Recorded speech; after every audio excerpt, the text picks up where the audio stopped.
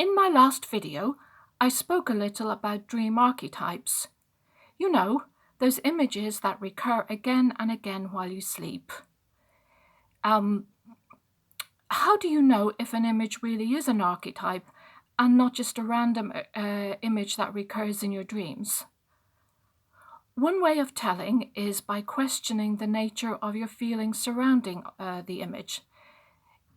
If, for instance, you dream of a dark man and you awake filled with curiosity about the dark man, then you can be sure that this image has something important to communicate to you. At this point, it's important to remember that the image is an aspect of your own subconscious and not another individual. The best way to spin an image is to bring your subconscious and conscious minds in tandem. Assume a relaxed posture, either sitting or lying down, and as with dream capture, have writing materials alongside you. Think about the image that recurs in your dream. If, for example, your image is an oyster, think about the connotations surrounding oysters. Shell, fish, hard, tasty, luxury, desirable, worldly. World is your oyster. Remember, there are no right or wrong answers. Think about what the image means to you. Write down any and every word that comes into your head, and suddenly you will have a fair idea of what the image is trying to communicate.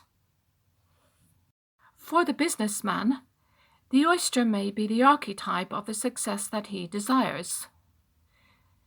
Suppose he is dreaming that he is trying and failing to open the oyster. Then he finds a stronger knife and suddenly he succeeds in flipping it open. The dream is most likely telling him that in order to succeed, he needs to use stronger sales tactics. And the knife is another archetype to interpret. And the more of these you gather, the more successful your dream analysis will be. Here, I warn you against speaking too freely about the dream information you receive. This imagery is precious, and this is why the subconscious sends it in the form of dream imagery. Speaking too freely to the wrong person could expose your psyche and leave you vulnerable. So treat dream imagery for what it is: precious information sent straight from your subconscious and meant only for you. Routinely adding to your stock of dream archetypes is the long-term route to expertise in dream analysis. And the more you spin an image, that is, the more connections you generate around an image, the more in-depth will be your insight into your dream.